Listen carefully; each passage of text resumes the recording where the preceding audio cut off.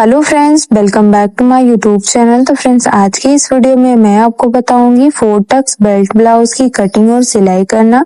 तो एक एक चीज मैं आपको वीडियो में क्लियर करूंगी, तो इसके लिए वीडियो के एंड तक बने रहें और बिना वीडियो को स्किप किए हुए पूरा देखें। सबसे पहले यहाँ पे देख सकते हैं 1 मीटर का ये हमने फैब्रिक लिया है और 38 साइज चेस्ट के लिए ये ब्लाउज हम रेडी करेंगे। तो उसके लिए यहाँ पे देख सकते हैं फैब्रिक को हमें डबल फोल्ड कर लेना है और जितना भी आपके चेस्ट का चौथाई भाग हो आपको उसमें 2 इंच प्लस करके इसको फोल्ड करना है। हमने इसे डबल फोल्ड कर लिया है। तो हमारी चेस्ट का चौथाई भाग 9.5 इंच है, तो हमने इसे 11.5 इंच पे डबल फोल्ड कर लिया है। आप अपनी चेस्ट के अकॉर्डिंग इसे फोल्ड कर लीजिए। अब नीचे से 1/2 इंच पे इस तरह से मार्किंग करेंगे और मार्किंग करने के बाद लाइन को सीधा कर लेना है। यहाँ पे देख सकते हैं लाइन को सीधा करने के बाद नॉर्मल जो हम ब्लाउज की कटिंग करते हैं उसमें 1 इंच प्लस करते हैं और यहाँ पे हम पीछे के पल्ले के लिए 2 इंच पे मार्किंग करेंगे। मार्किंग करने के बाद इस लाइन को सीधा कर लेंगे, क्योंकि पीछे की साइड हम तुरपाई पट्टी नहीं ज्वाइंट करेंगे, इसी को हम फोल्ड कर लेंगे। अब यहाँ पे जो हमने 2 इंच की मार्किंग की है उसको छोड़ते हुए जितनी भी रेडी लंबाई है उस पे मार्क करेंगे। तो हमारे ब्लाउज की रेडी लंबाई 14 इंच है, तो हमने 14 इंच पे मार्क कर लिया है। लाइन को इस तरह से सीधा कर लेंगे और सीधा करने के बाद यहाँ पे शोल्डर के लिए मार्किंग करेंगे। तो शोल्डर हम 5.5 इंच रखेंगे और यहाँ से देख सकते हैं 6 इंच में 2 सूता कम हम आर्म होल रखेंगे। ये देखिए 32 से लेके 40 साइज के लिए आप इतना आर्म होल और शोल्डर ले सकती हैं। स्केल की मदद से लाइन को सीधा कर लेंगे। यहाँ पे देख सकते हैं अब चेस्ट के चौथाई भाग पे मार्क करेंगे। तो ये हमारा 9.5 इंच है, तो हमने 9.5 इंच पे मार्क कर लिया। कोने से 1 इंच 2 पॉइंट पे मार्किंग करेंगे और यहाँ से इसका सेंटर निकालेंगे।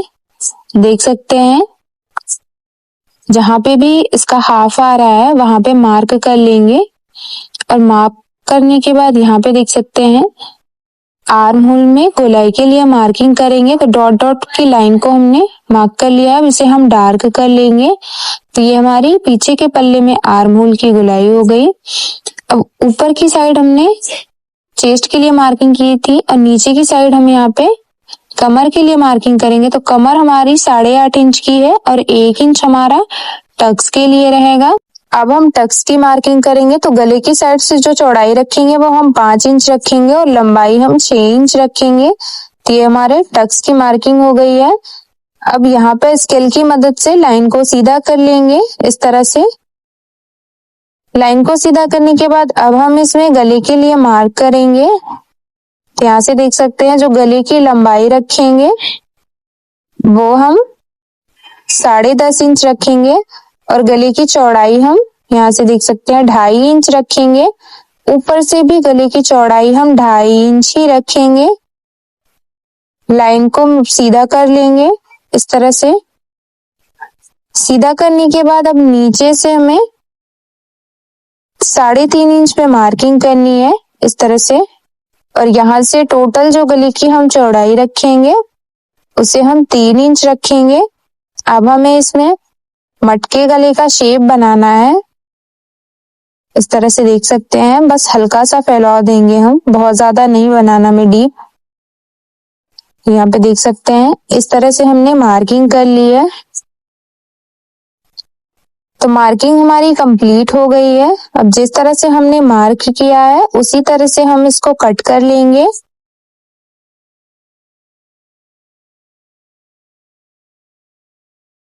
यहाँ पे देख सकते हैं पीछे के पल्ले को हमने कट कर लिया है इस तरह से। कट करने के बाद पीछे के पल्ले को बिल्कुल बराबर रखेंगे इस तरह से।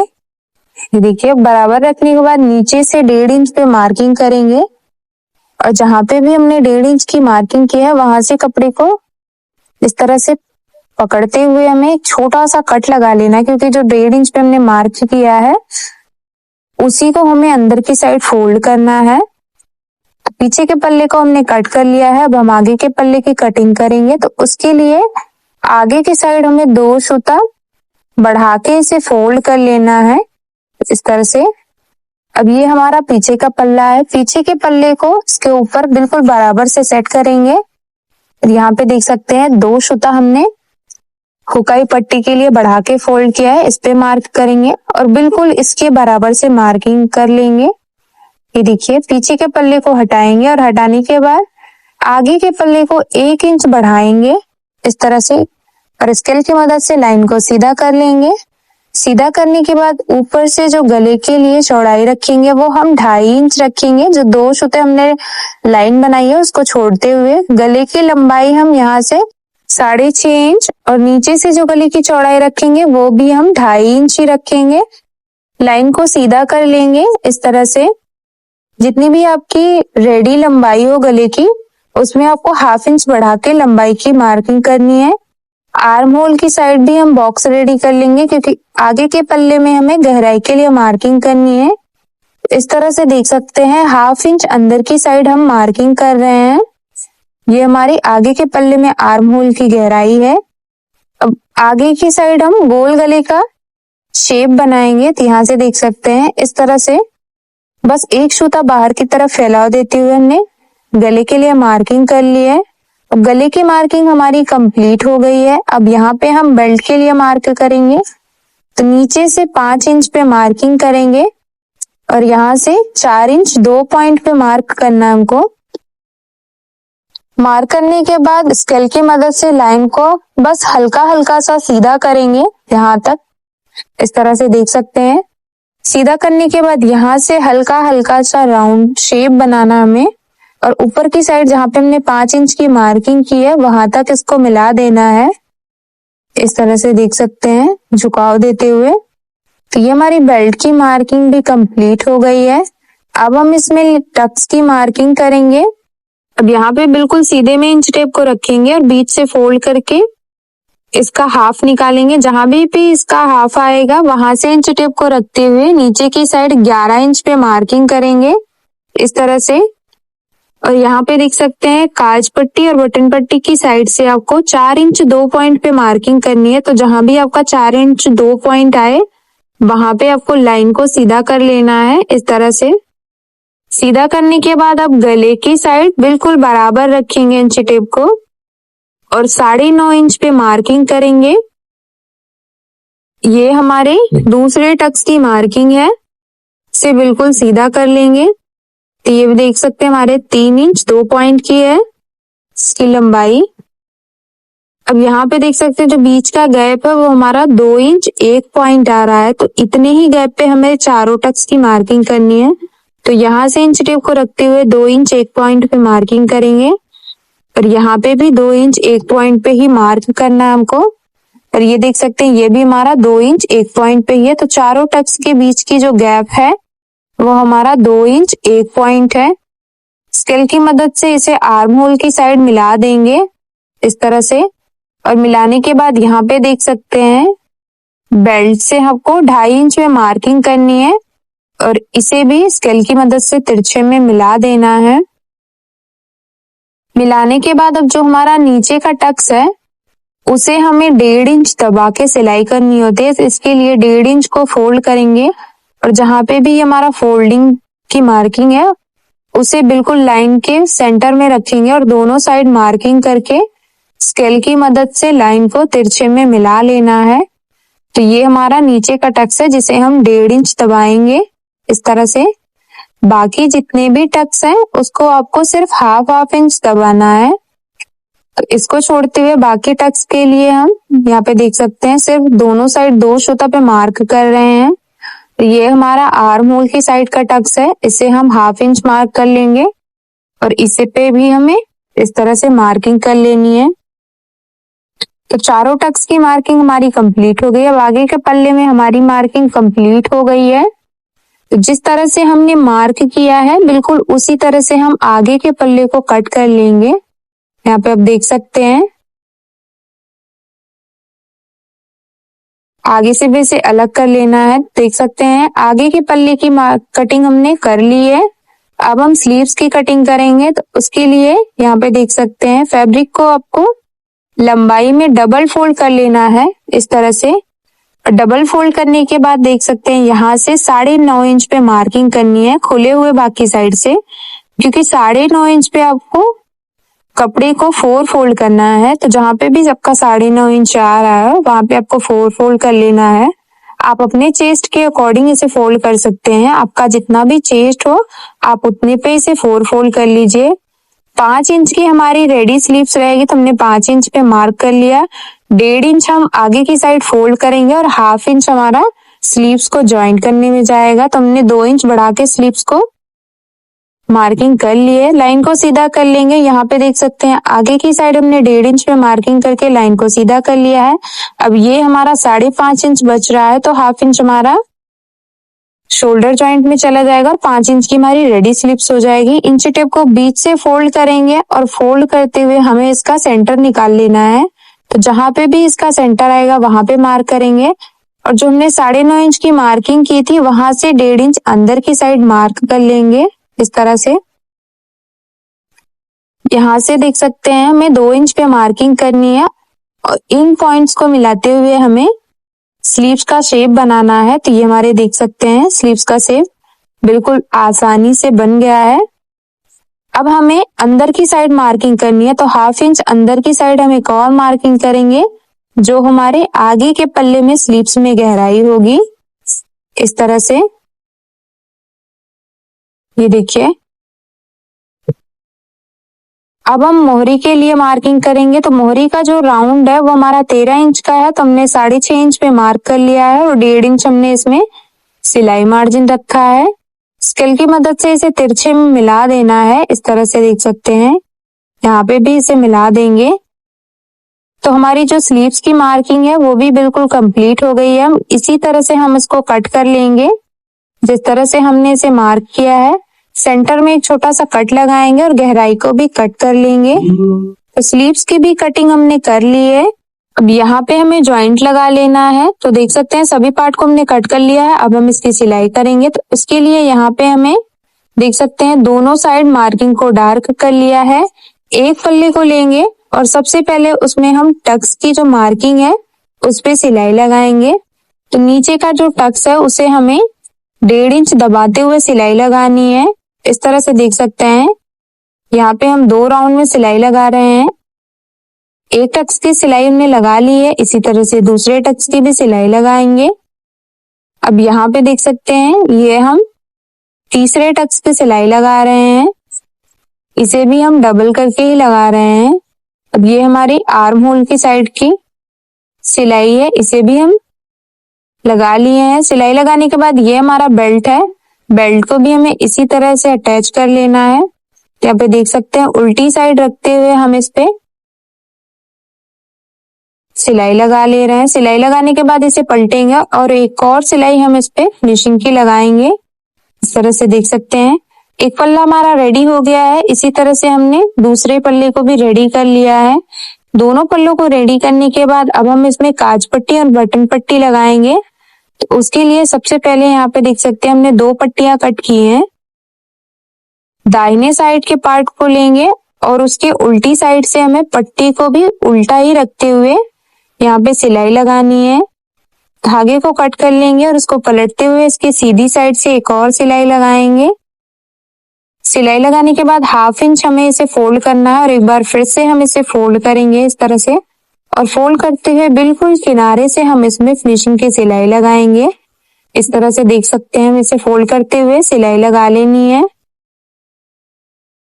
सिलाई लगाने के बाद धागे को कट करेंगे और ऊपर की साइड जो फैब्रिक है उसे भी कट करके 2 सूती की दूरी से एक और सिलाई लगा लेंगे। तो ये देख सकते हैं सिलाई हमने कंप्लीट कर ली है। अब यहाँ से हम 3 इंच पे मार्किंग करेंगे क्योंकि जो हमारा रेडी बेल्ट होता है वो हमारा 3 इंच ही होता है।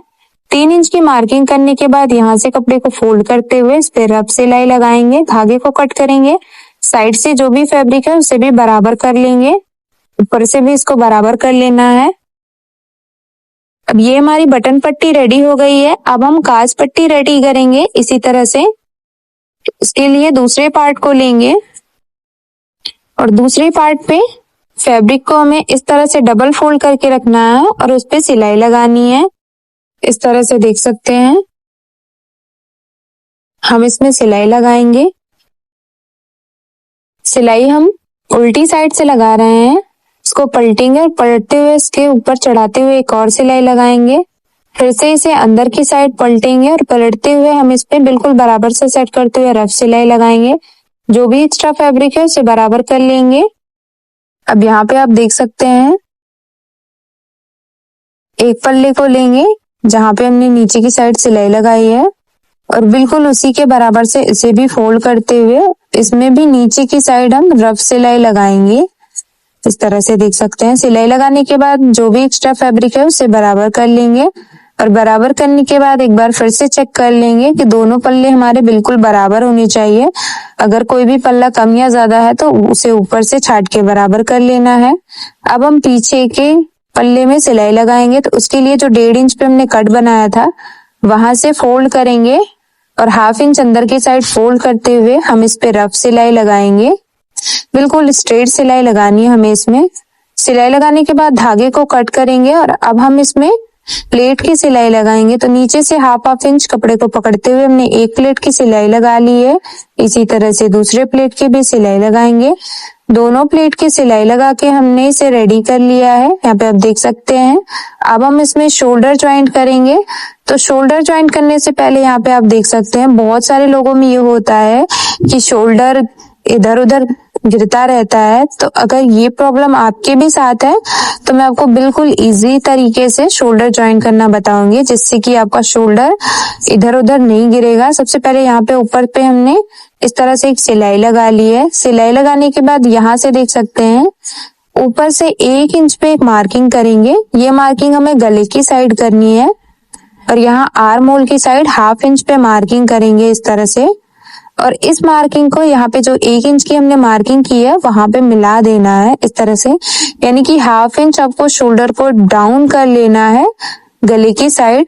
और जिस तरह से हमने मार्किंग की है बिल्कुल उसी तरह से सिलाई लगा लेंगे।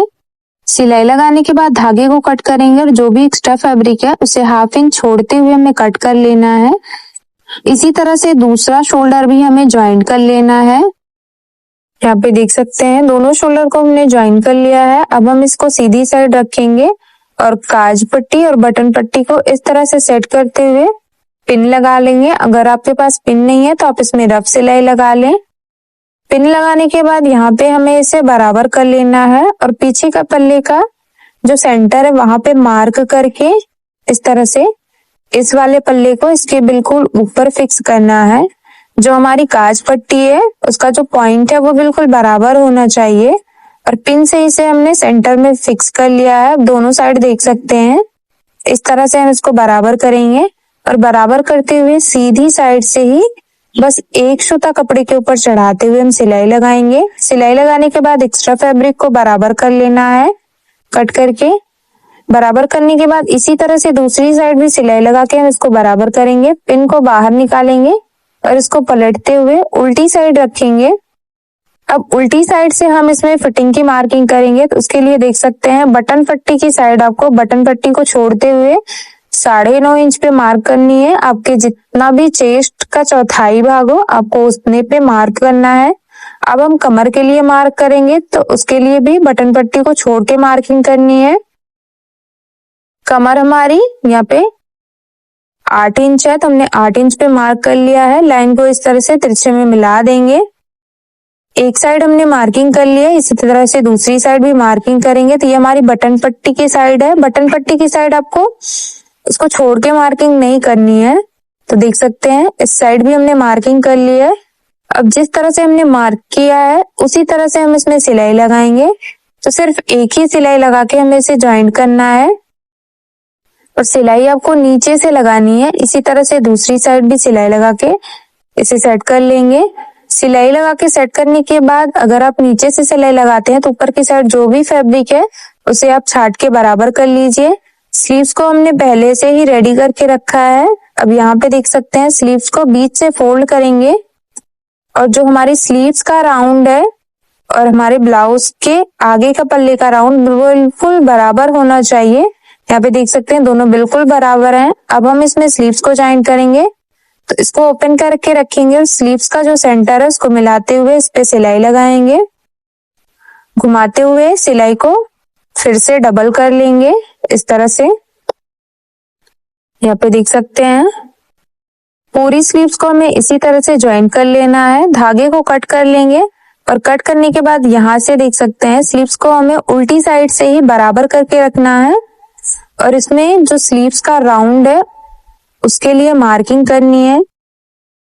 यहाँ से देख सकते हैं स्लीव्स की जो राउंडिंग है वो हमारी 13 इंच की है, तो हमने इसे 6.5 इंच पे मार्क किया है। और जो हमने 6.5 इंच पे मार्किंग की है बस उसी मार्किंग को हमें बिल्कुल नीचे तक मिला लेना है। यहाँ से देख सकते हैं हम बिल्कुल बराबर रखते हुए हम इस पे सिलाई लगा रहे हैं। यहाँ पे देख सकते हैं घुमाते हुए सिलाई को हमने डबल कर लिया है। धागे को कट करेंगे और बिल्कुल कॉर्नर से सिलाई लगाएंगे। अंदर की साइड इसे फोल्ड करते हुए यहाँ पे भी फिनिशिंग की सिलाई लगा लेंगे।